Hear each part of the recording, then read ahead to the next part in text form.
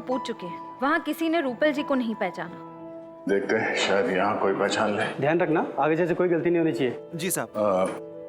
Sir, table for couple sir. नहीं, हम लोग खाना खाने नहीं आए, कुछ सवाल पूछने हैं। सवाल? कैसा सवाल? देखिए, हम लोग CID से हैं। Sorry sir. आप सॉरी क्यों बोल रहे हैं? हमें थैंक यू बोलने का मौका दीजिए। अच्छा, ये बताइए कि परसों दोपहर को एक आदमी और एक औरत यहाँ खाना खाने के लिए आए थे और उसी दिन उनका खून कर दिया। श्रेया? खून? जी। ये दो। शैलेश। हाँ सर बोलिए। कल ये दोनों हमारे रेस्टोरेंट में आए थे ना? अरे ये औरत जिसने शेजवान फ्राइड राइस और मंचूरियन ग्रेवी का ऑर्डर दिया था और खाते आते उनको चक्कर भी आया था, खुद भी गिर गई थी और प्लेट भी नीचे गिरा दी। हाँ सर, इसी की वजह से तो आपने रसोइया को डांटा भी था। साथ में आदमी भी था ये? नहीं साहब, आदमी ये नहीं था, आदमी और कोई था। 30-32 साल उम्र होगी और पढ़ा लिखा लग रहा था। वो दोनों कितने बजे आए थे? करीब 12 बजे। दोनों खाना खा रहे थे कि अचानक मैडम बेहोश होकर गिर गई। हम सब बहुत घबरा गए, लेकिन वो आदमी बिल चुकाकर फटाफट मैडम को लेकर निकल गए यहाँ से। मतलब औरत जानबूझ के बेहोश नहीं हुई है, नींद की दवाई दी गई थी उसे। पेमेंट कैसे किया इन लोगों ने? क्रेडिट कार्ड से सर। क्रेडिट कार्ड से? क्रेडिट कार्ड की डिटेल चाहिए हमें, जल्दी। बोलिए, आप लोगों में से कोई पहचानता? यह है बैलिस्टिक रिपोर्ट। जो 6 गोलियां शूटिंग रेंज से गायब हुई हैं, ये उनसे मैच करती है।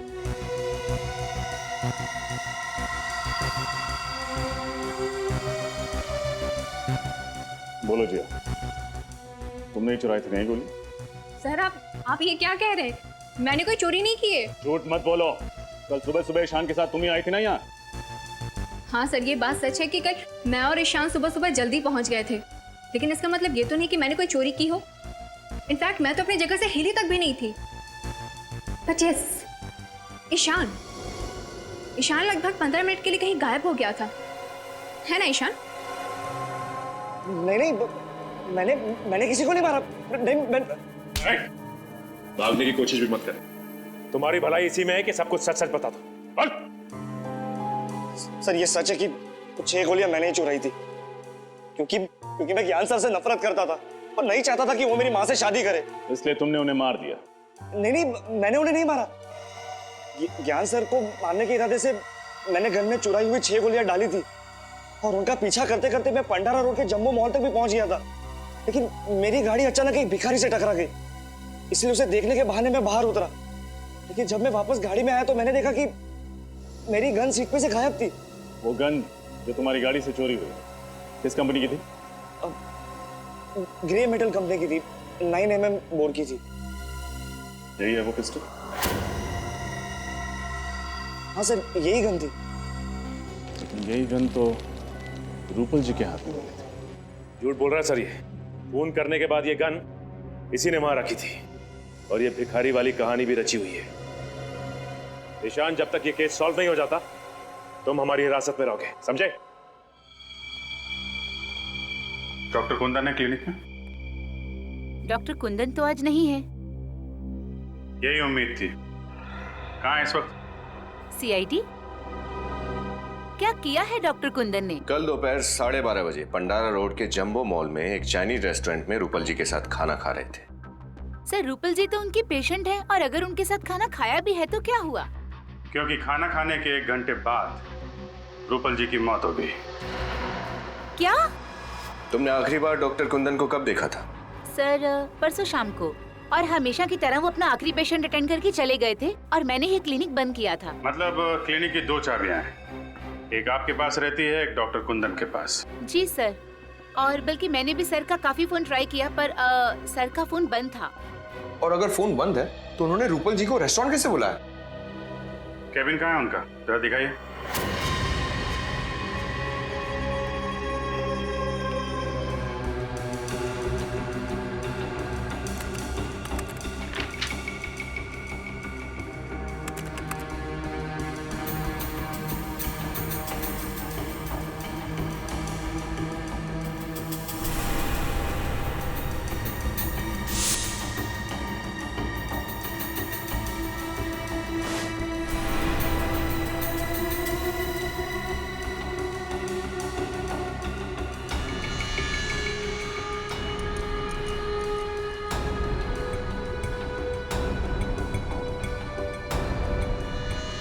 ये खून से सने हुए बाल क्या कर रहे हैं यहाँ पे?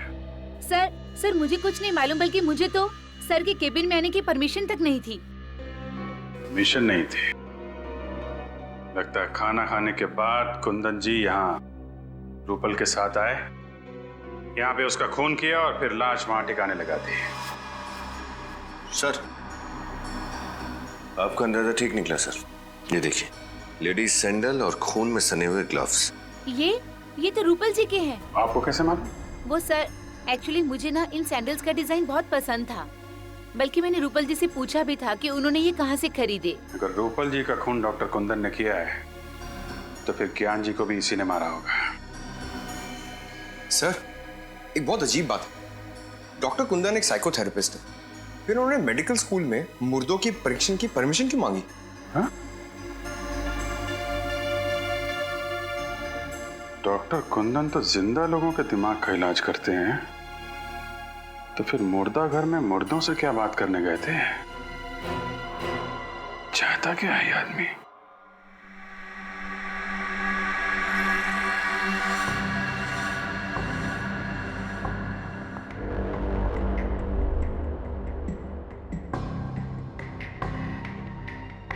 और डॉक्टर तारिका, कौन सी नई बात पता चली?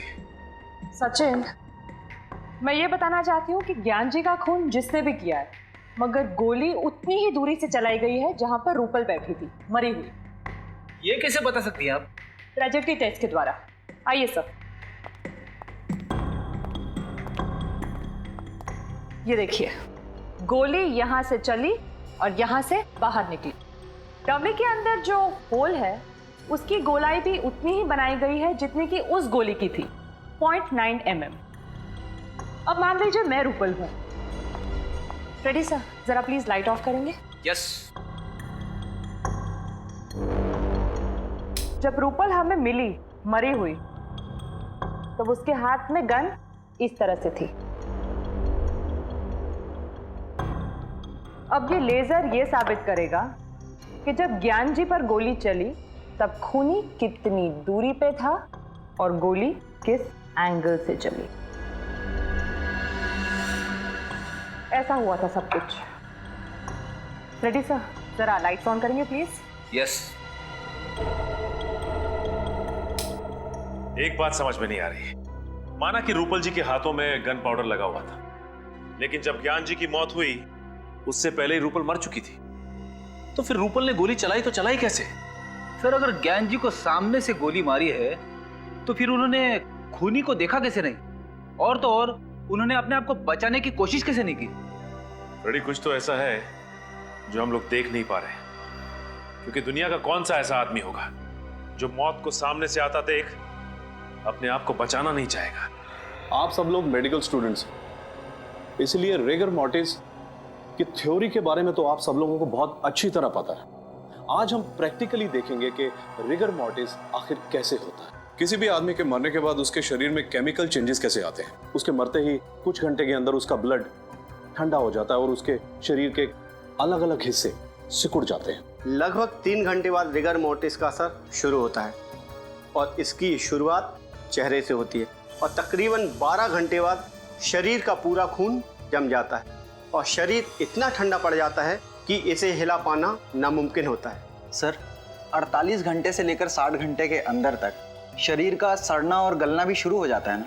करेक्ट, लेकिन इतने घंटे तक हम वेट नहीं कर सकते। हम लाश की वीडियो रिकॉर्डिंग करते हैं ताकि उसे बाद में देखा जा सके कि उस लाश पे उस रिगर मोर्टिस का कितना असर हुआ। एक्सक्यूज मी सर, आपसे कोई मिलने आया है। ओके, एक्सक्यूज मी, मुझे कोई मिलने आया है। Hello doctor. Okay, hi, how are you? कैसे हैं? मैं अच्छा हूँ, आप कैसे? या, आई एम गुड। आप किसी परमिशन लेटर के बारे में जानना चाहते थे? हाँ, वो doctor Aarav, psychotherapist doctor Kundan ने इस लेटर के जरिए आपसे गुजारिश की थी कि वो यहाँ आकर देखना चाहते हैं कि मर जाने के बाद आदमी के शरीर में क्या क्या बदलाव आते हैं। Doctor Kundan, human psychology doctor, मैं जानता हूँ उन्हें। इन्होंने परमिशन ली थी, लेकिन अपने लिए नहीं, किसी और के लिए। क्या? कोई और आया था यहाँ पे राइगर मोर्टिस की जानकारी हासिल करने के लिए? हाँ, एक लड़की थी, मेडिकल स्टूडेंट थी। 1 महीने में कई बार आती थी वो, और राइगर मॉर्टिस का लाशों के ऊपर क्या इफेक्ट होता है उसे देखती थी। उसके बाद अपने नोट्स बनाती थी। उसके बाद हम लोग जो सारा दिन रिकॉर्डिंग करते हैं, शाम को उसे भी लेके जाती थी। लेकिन इतनी टैलेंटेड और इतनी लगन वाली लड़की मैंने पहले कभी नहीं देखी। आई विश के वो बहुत बड़ी डॉक्टर बनेगी। और इस लड़की को डॉक्टर कुंदन ने भेजा था? जी। आपको उस लड़की का नाम याद है? इसका नाम जिया। जिया था उसका नाम। जिया? सर कहीं ये वही जिया तो नहीं जिसने ईशान के खिलाफ गवाही दी थी? सर मेरे पास उसका नंबर है, ये देखिए। मैंने भी जिया को कई दफा कॉल किया, ये उसका नंबर। तो नंबर मैच करना। रिगर मोर्टिस का असर धीरे धीरे शरीर के निचले भाग पर भी होने लगेगा। सर ये वही जिया है। वही जिया है।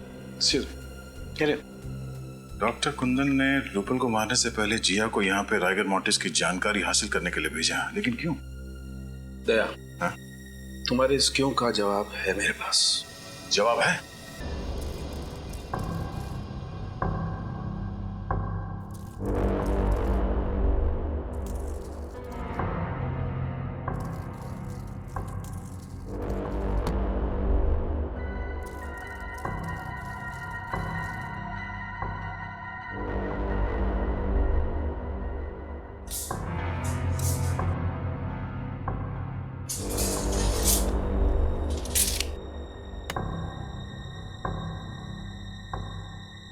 तो सब कुछ वैसे के वैसे ही सेट हो गया है जैसे कि लाश हमें मिली थी। गुड। अब एक काम करो, तुम श्रेया के साथ लाश को ले आओ। सर।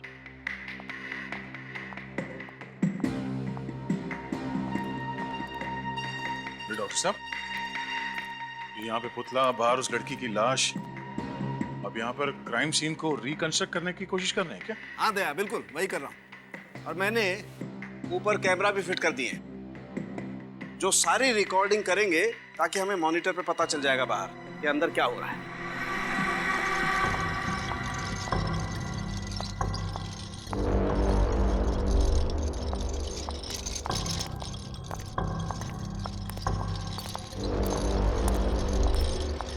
सालुंखे सर, इस औरत की लाश का क्या करेंगे आप? अभी पता चल जाएगा श्रेया। तुम एक काम करो, इस लाश को उस कुर्सी पर ठीक वैसे ही बैठा दो जैसे रूपल की लाश मिली थी। ओके। और जल्दी करो, इसे मरे हुए 2 घंटे 45 मिनट हो चुके हैं। 15 मिनट में राइगर मॉर्टिस सेट हो जाएगा। Quick, fast. Okay. Good.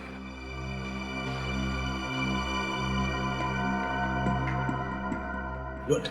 Tarika, अब तुम एक काम करो, बाहर जाकर के मॉनिटर चेक करो, देखो कि सारे कैमरा सही तरीके की रिकॉर्डिंग कर रहे हैं या नहीं।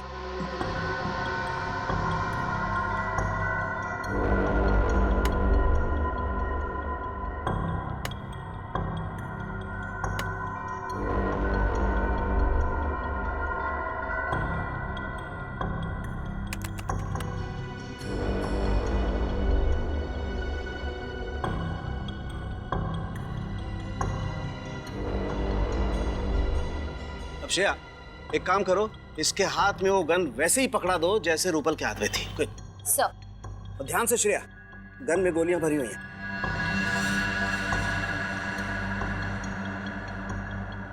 दया, बॉक्स में एक लकड़ी का पीस होगा, देखो जरा। ये हाँ।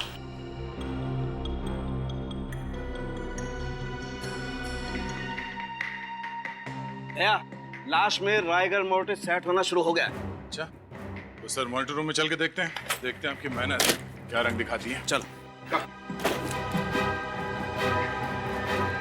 दया, जैसे जैसे राइगर मॉर्टिस लाश के चेहरे से उसके हाथों पर आता जाएगा, वैसे वैसे खूनी का चेहरा आईने की तरह साफ होता जाएगा। सर, जब ज्ञान जी को गोली लगी थी उस वक्त रूपल जी की मौत करीब 6 घंटे हो चुके थे, तो क्या हमें और 3 घंटे इंतजार करना पड़ेगा? इंतजार तो करना पड़ेगा दया। खूनी के दिमाग को परखना है तो थोड़ा इंतजार तो करना पड़ेगा। क्या सोच रहे हैं सर? श्रेया, अगर ये खून पहले से प्लान था तो हो सकता है कि चिंटू को यहाँ पे जानबूझ के भेजा गया। चिंटू का यहाँ पे आके लाश देखना भी प्लान हो। क्योंकि अगर चिंटू यहाँ पर नहीं आता तो हमें पता नहीं चलता इस लाश के बारे में। हो सकता है सर। सर लेकिन चिंटू कह रहा था कि उसे यहाँ किसी औरत ने भेजा था। हो सकता है खूनी कोई औरत ही है।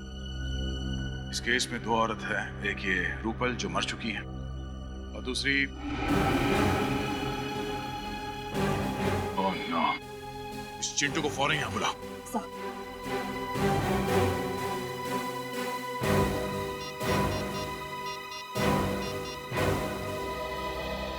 चिंटू, इंस्पेक्टर श्रेया बोल रही हूँ सीआईडी से।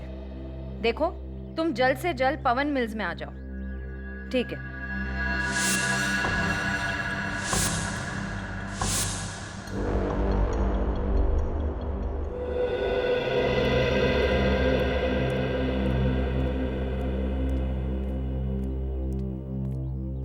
मैंने कुछ नहीं किया सर, मैंने जो कुछ देखा था आपको बता दिया। देखो चिंटू, घबराओ मत।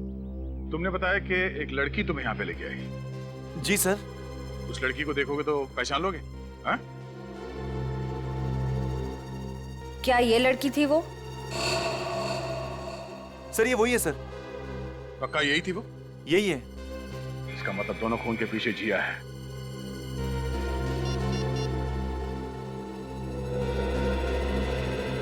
रजत, फौरन जिया के घर जाओ, उसे अरेस्ट कर लो। अब वही बताएगी कि यहाँ इस फैक्ट्री में हुआ क्या था।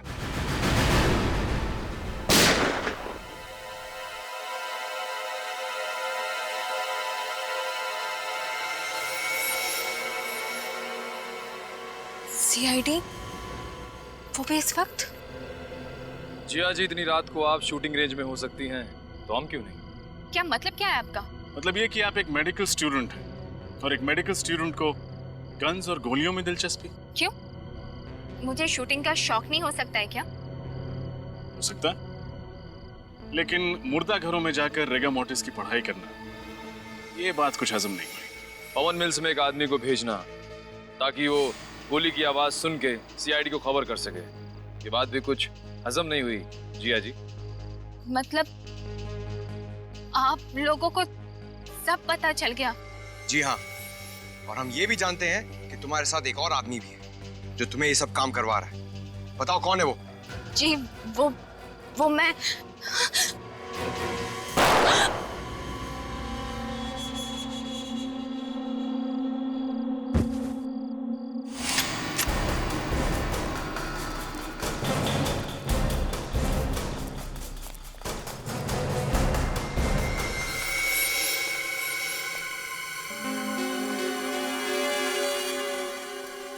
हाथ से निकल गया।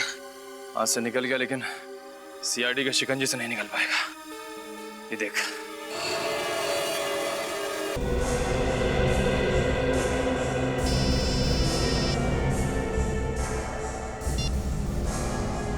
हेलो।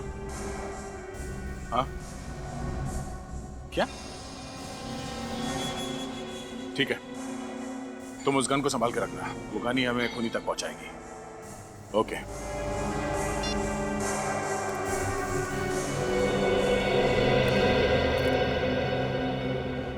क्या हुआ सर?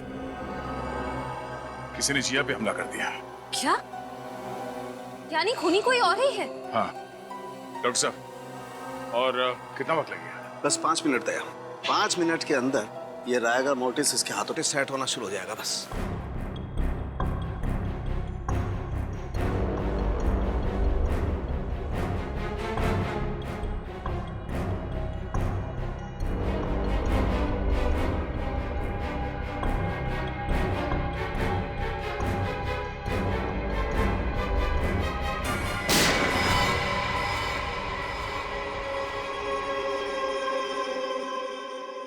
ये देख, ऐसे हुई थी मौत। पर अगर ज्ञान जी के सामने रूपल जी की लाश थी तो उन्हें वो लाश दिखी कैसे नहीं? इसका मतलब है जरूर कुछ तो होगा ज्ञान जी और रूपल जी के बीच, जिसकी वजह से ज्ञान जी को रूपल जी की लाश नहीं दिखी। लेकिन क्या? अंदर चल के देखते हैं सर।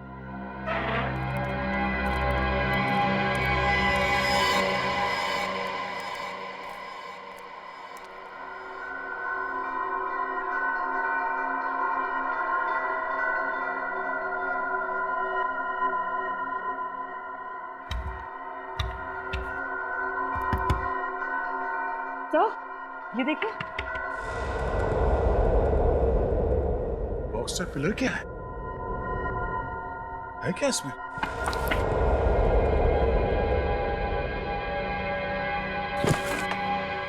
अरे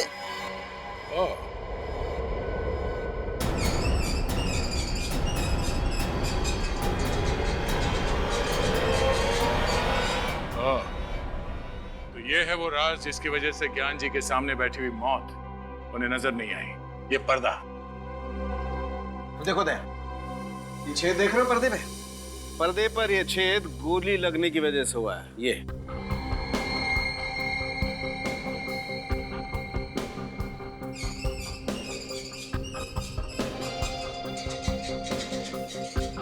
सर इस तरफ बैटरी और सेंसर भी लगा हुआ है। बैटरी और सेंसर? ओह, यानी कि जैसे ही गोली चली इस पर्दे पे झटका लगा और उस सेंसर को पता चल गया और ये पर्दा बंद हो गया। इसीलिए जब हम लोग यहाँ पर आए थे तो हमें ये पर्दा नहीं दिखा। तो शायद जब ये गोली चली ज्ञान जी के ऊपर, खूनी यहीं पर था। तो सोच समझ के प्लानिंग की है उसने। मगर सर ये किसका काम हो सकता है? वही जिसे गन्स, गोलियां और राइगर मॉर्टिस की बहुत अच्छी जानकारी है, और वो एक ही आदमी हो सकता है।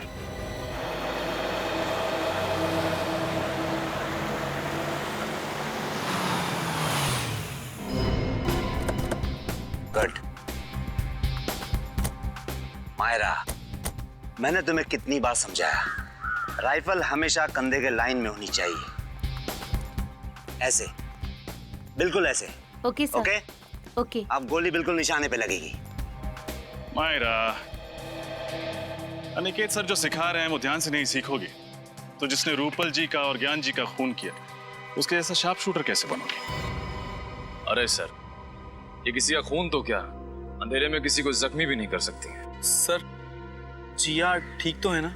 जिंदा है, लेकिन अफसोस की बात यह है कि खूनी अभी भी पकड़ा नहीं गया। सर, तो फिर आप लोग खूनी को पकड़ते क्यों नहीं? आप जानते हैं खूनी कौन है? खूनी को मैं नहीं तो सर। मगर हम जानते हैं कि खूनी इसी शूटिंग रेंज में। आप हम लोगों पे शक कर रहे हैं? शक ही नहीं, पूरा यकीन है कि खूनी आप ही में से कोई एक है। कौन है वो? पहले आप ये बताइए कि शूटिंग रेंज में बिना चेकिंग के गोली या गन लाना या ले जाना मुमकिन है? नहीं, बिल्कुल नहीं, क्योंकि हमारी सिक्योरिटी बहुत चुस्त है। बिल्कुल सही कहा आपने। अब जरा ये देखिए, ये वही गन है जिससे जिया पर हमला हुआ था। क्या इस तरह की गन आपके शूटिंग रेंज में इस्तेमाल होती है? नहीं सर, इस तरह की गन तो हमारे यहाँ पर इस्तेमाल नहीं होती। तो फिर ये गन शूटिंग रेंज के अंदर आई कैसे? अच्छा, आप ये बताएंगे कि यहाँ पे कोई ऐसा आदमी है जिसकी इस शूटिंग रेंज में आते वक्त सिक्योरिटी जांच नहीं होती है? हाँ सर, एक तो ज्ञान जी और दूसरे अनिकेत सर। जब जिया पर हमला हुआ तब ज्ञान जी तो जिंदा थे नहीं, तो बचे सिर्फ अनिकेत सर।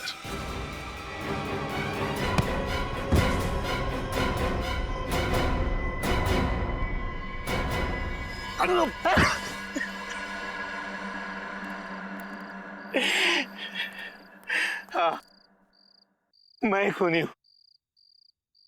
मैंने ही रूपल का खून किया है। दरअसल मुझसे ज्ञान और रूपल का रिश्ता देखा नहीं जाता था। मैं रूपल को तब से चाहता था जब वो मेरे साथ कॉलेज में पढ़ा करती थी। बहुत प्यार करता था मैं उससे, लेकिन उसने किसी और से शादी कर ली। और उसके गम में मैंने भी कसम खा ली कि मैं सारी जिंदगी कुंवारा रहूंगा। लेकिन एक दिन अचानक रूपल के पति की मौत के बाद मुझे ऐसा लगा कि शायद किस्मत मुझे एक और मौका दे रही है। लेकिन इससे पहले कि मैं अपने दिल की बात रूपल को कहता, ये ज्ञान बीच में आ गया और मेरी आंखों के सामने मेरा प्यार और उसकी बेशुमार दौलत मेरे हाथों से खिसकती नजर आई। ये बात मुझसे बर्दाश्त नहीं हुई। इसलिए रिगर मोर्टिस का अनोखा तरीका अपनाने के लिए तुमने पहले रूपल जी को मारा। हाँ, और उसके लिए मैंने डॉक्टर कुंदन और जिया की मदद ली। सर, रिगर मॉर्टिस इंसान के मरने के ठीक 3 घंटे के बाद उसकी लाश में असर होना शुरू हो जाता है। लेकिन क्या हम ये पता लगा सकते हैं कि लाश के शरीर का कौन सा हिस्सा कब सिकुड़ना शुरू होगा? सर, ये कहना तो थोड़ा मुश्किल होगा, लेकिन हाँ, नामुमकिन बिल्कुल भी नहीं है। अगर आप लगातार लाश का निरीक्षण और परीक्षण करेंगे तो इस लाश की एक एक पेशियां कहाँ और कब सिकुड़ने लगेंगी, इसका ज्ञान आप हासिल कर सकते हैं। उसके बाद तुमने क्या किया? फिर मैंने रूपल की लाश को ले जाकर पवन मिल्स में रख दिया।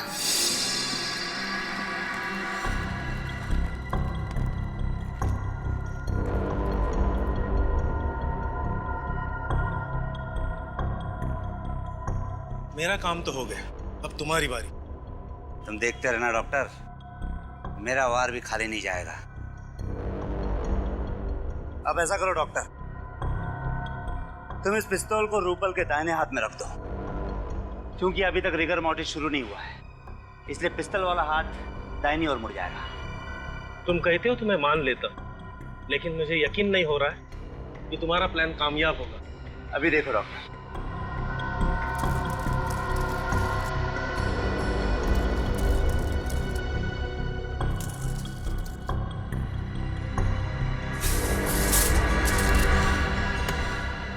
देखा डॉक्टर, जब अकल, हुनर और कोशिश ये तीनों एक ही जगह जमा हो जाती है ना, तो वहां पे सिर्फ एक ही चीज मिलती है, कामयाबी।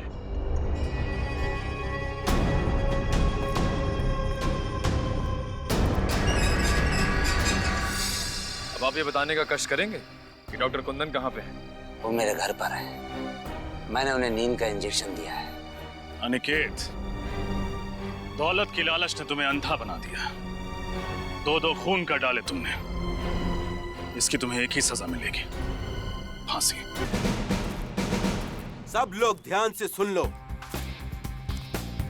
ये हैंडगन तो ठीक है, लेकिन ये हाई रेंज की गोलियां हम इस्तेमाल नहीं कर सकते, क्योंकि ये गोलियां सरहद पर सोल्जर्स इस्तेमाल करते हैं, और शूटिंग रेंज के खेल में हाई रेंज की गोलियां इस्तेमाल करना गैर कानूनी है, और हम कानून के लफड़े में नहीं पड़ना चाहते। Okay guys, ready? Yes sir.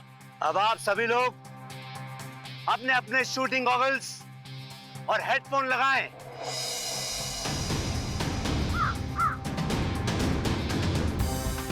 अब आप सभी लोग अपने अपने बंदूक उठाएं और अपने कंधे से लगाएं। आंख टारगेट पे और हाथ ट्रिगर पे, और जब मैं 3 बोलूं तो आप फायर कर देना। देखता हूं कौन कितना बड़ा निशानेबाज है। 1 2 3।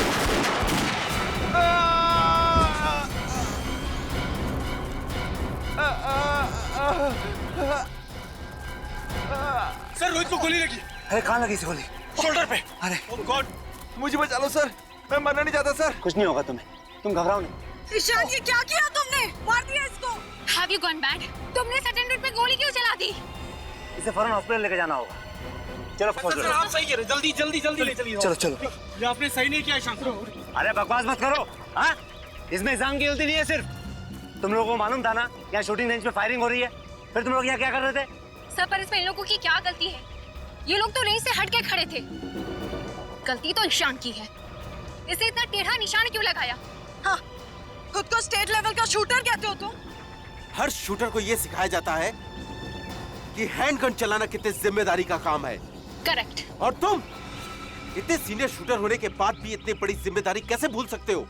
ईशान, तुम तो भगवान से प्रार्थना करना शुरू कर दो, क्योंकि अगर इस अटेंडेंट को कुछ हो जाता है ना, तो तुम तो बुरे फंसे। मैं अकेला क्यों फंसूंगा? अरे फंसेगे तो ये भी। अरे दिमाग खराब करके रखा है मेरा। अरे कुछ भी गोली मारती ऊपर से। कौन बोल रहा है? हैं?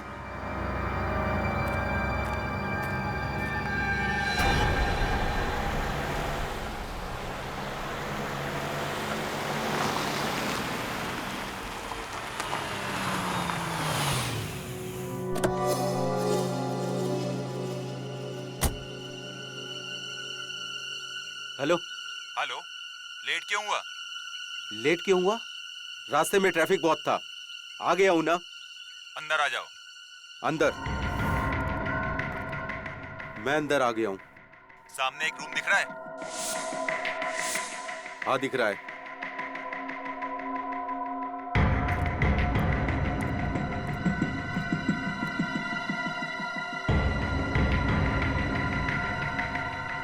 बोल अब। सामने टेबल पर एक फोन रखा है। जब तक इसकी घंटी नहीं बजती हिलना नहीं यहाँ से। ए सुन, तू मेरे साथ क्या कठपुतली का गेम खेल रहा है? जितना बोलता हूँ उतना कर। अपना मोबाइल फोन निकाल के रख बाहर।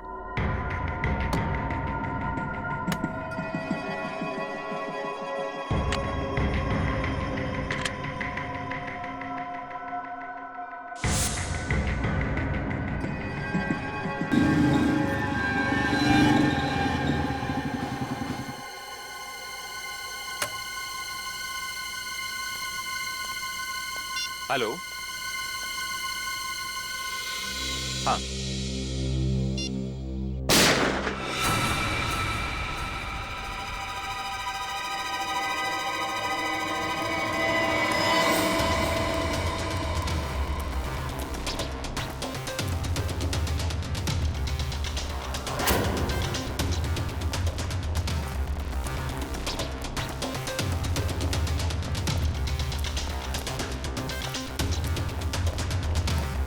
ये क्या?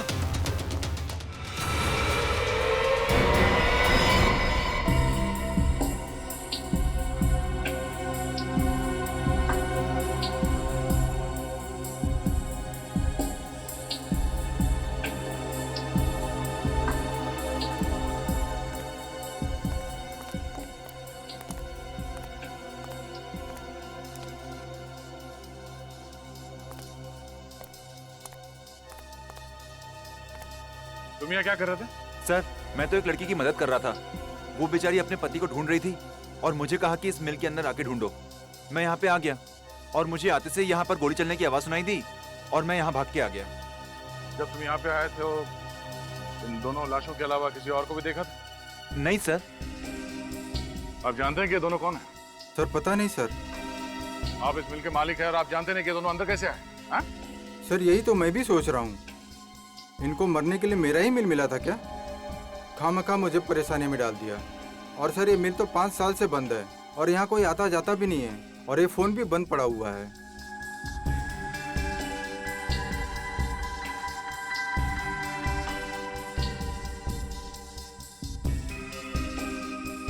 कोई वॉचमैन नहीं है यहाँ पे? सर था एक वॉचमैन, लेकिन बच्चों की छुट्टियाँ होने की वजह से वो 1 महीने पहले गाँव चला गया।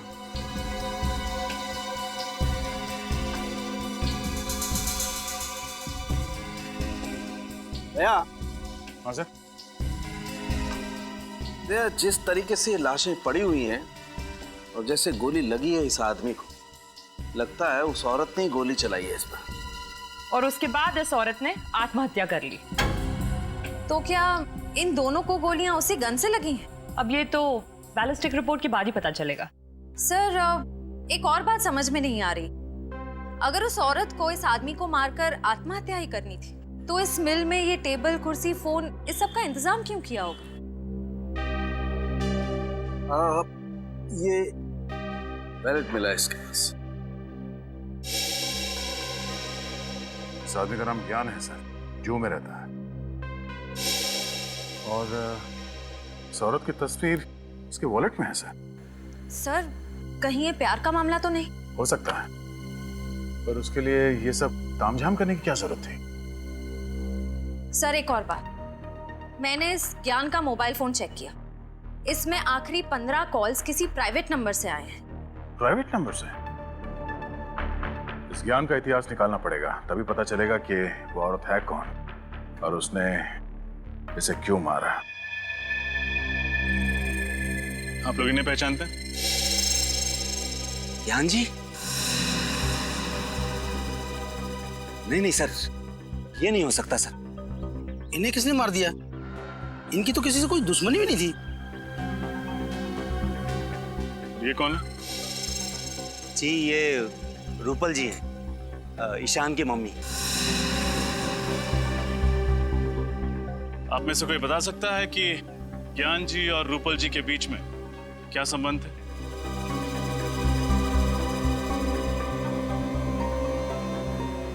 देखिए, हमें शक है कि रूपल जी ने ही ज्ञान जी का खून किया है और फिर खुद को गोली मार के आत्महत्या कर ली। सर, रूपल जी और ज्ञान जी की तो सगाई हुई थी और वो दोनों अगले ही महीने शादी करने वाले थे। लेकिन क्या? सर लेकिन ईशान को ये रिश्ता मंजूर नहीं था। ये ईशान कहाँ है? जी वो रहा।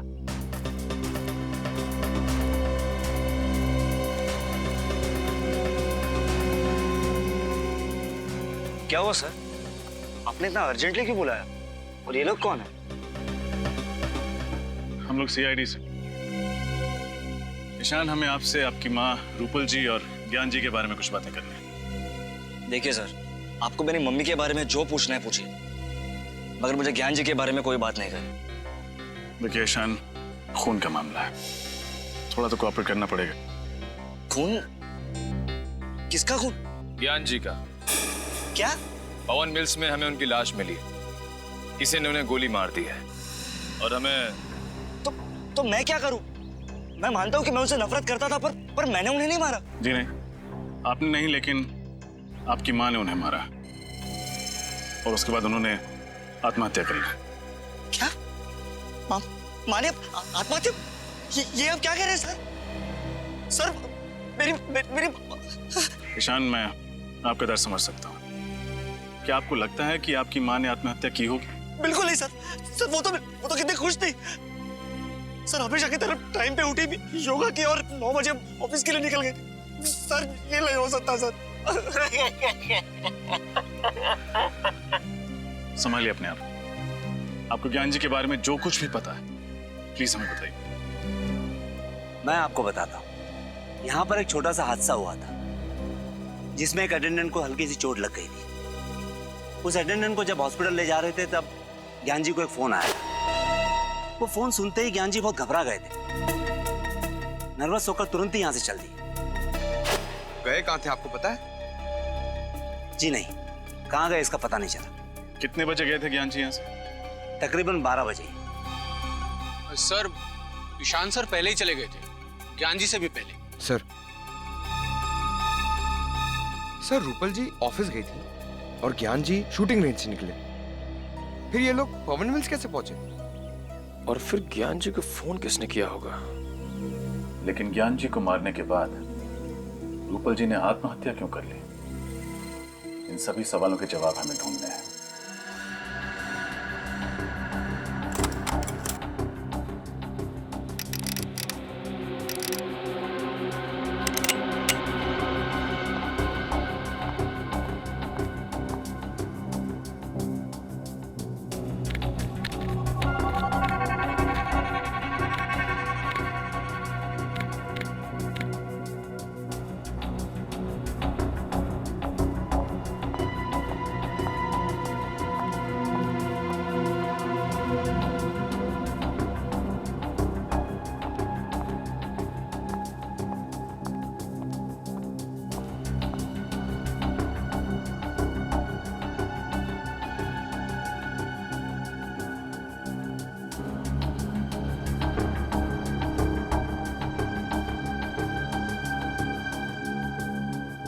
फाइल संभाले ना, मैं फायर करने जा रही हूँ।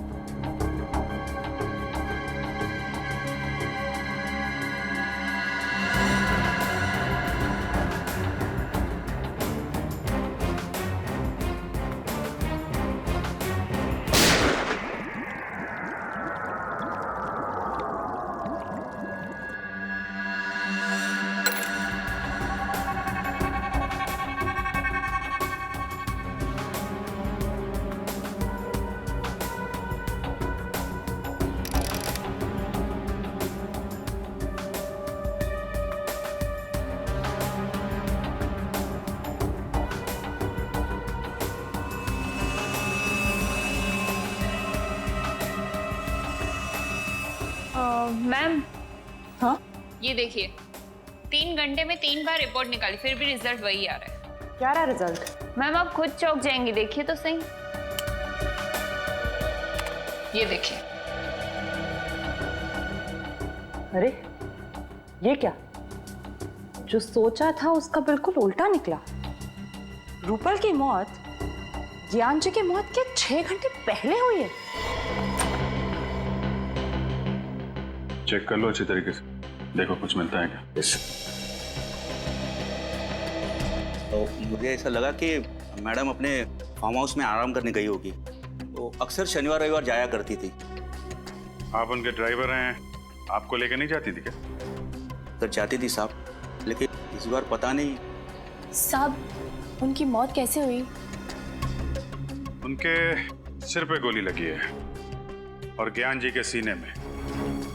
हमें शक है कि उन्होंने आत्महत्या की है। नहीं साहब, वो आत्महत्या क्यों करेंगी? क्या? ये तो पता चल ही जाएगा। आखिरी बार कब देखा आप लोगों ने मैडम को?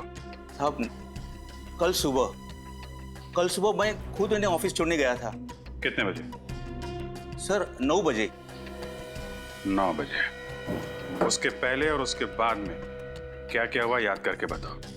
जो चीज तुमको जरूरी नहीं लगे वो भी बताना, सब कुछ डिटेल में। ओके साहब, वो दिन मैडम लेट उठी थी, फिर जल्दी जल्दी तैयार हो गई और बगैर नाश्ता किए ही गाड़ी में आके बैठ गई।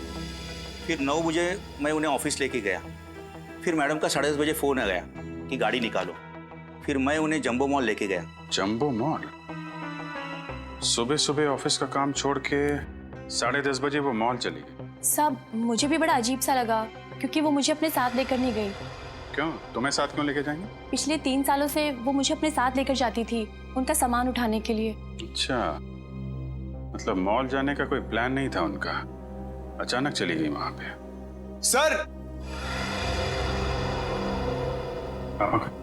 सर, लगता है रूपाली जी आत्मघाती स्वभाव की थी। ये देखिए, नाइट स्लीप 30 mg, ये नींद की गोली है सर, बहुत पावरफुल। डॉक्टर कुंदन, साइकोथेरेपिस्ट, पिछले 1 साल से दवाई खा रही है।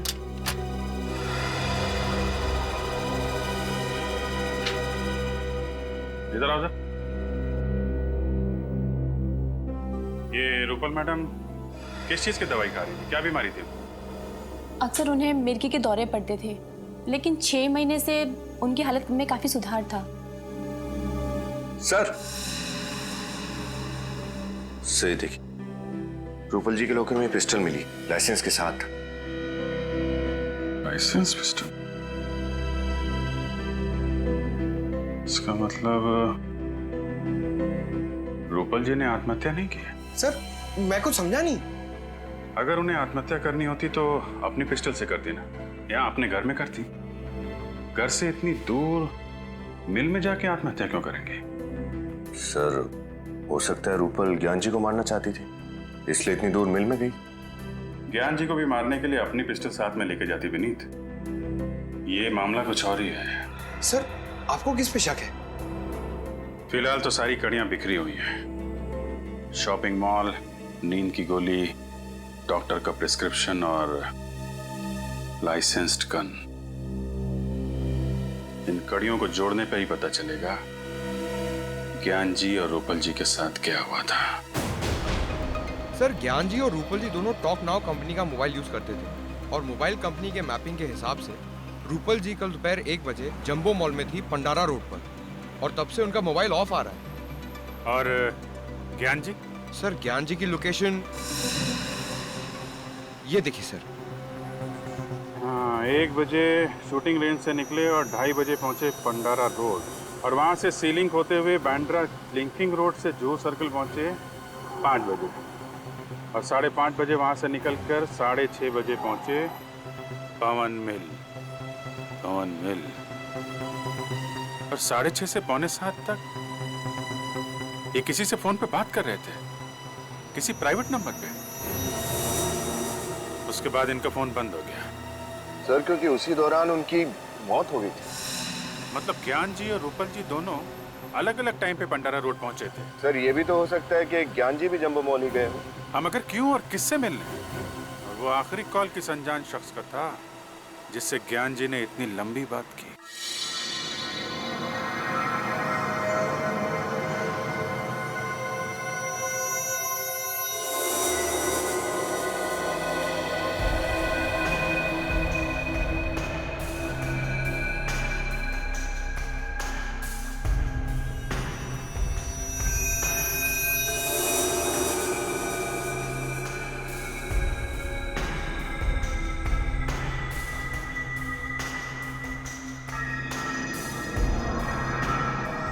रतन। जी सर। आज हमें किसी भी हालत में स्टॉक्स की पूरी डिटेल मैनेजर को देनी है। जी सर। एक्चुअली में ये काम पिछले हफ्ते ही हो जाना चाहिए था, पता है तुम्हें? Sir I am sorry sir, मेरी तबीयत खराब हो गई थी, इसके लिए मैं नहीं आ पाया था सर। जानता हूँ मैं। अब ऐसा करो, जल्दी जल्दी बताओ कौन कौन सी गोलियाँ स्टॉक में हैं और कितनी हैं। जी सर, ये 315 बोर की सर 21 गोलियाँ हैं और इसी का कर्टन एक पैक है सर इधर। सर ये 12 बोर की 50 गोलियाँ हैं और ये हैं 9 mm की इम्पोर्टेड रिवॉल्वर की गोलियाँ। कितनी है? 35। और सर 9 mm पिस्टल की गोलियों का बॉक्स है 2 3। ये क्या? ये बॉक्स तो खुला हुआ है। हाँ सर। तो तुमने ये बात मुझे पहले क्यों नहीं बताई? सर मुझे लगा कि ये बॉक्स आपने खोला होगा। अरे पागल हो गए हो क्या तुम? अगर ये बॉक्स मैंने खोला होता तो क्या मैं तुमसे सवाल करता? और ये क्या? इसमें 6 गोलियां गायब है, कहाँ गई वो 6 गोलियां? सर मुझे नहीं मालूम सर। सर आप मुझ पर शक कर रहे हैं सर। तो फिर क्या करूं? तुम्हारे अलावा और किसकी हिम्मत हो सकती है यहाँ से गोलियां ले जाने की? सर मैं पिछले 5 सालों से यहाँ काम कर रहा हूँ और सर 5 सालों में एक भी खाली कारतूस इधर से उधर नहीं हुआ।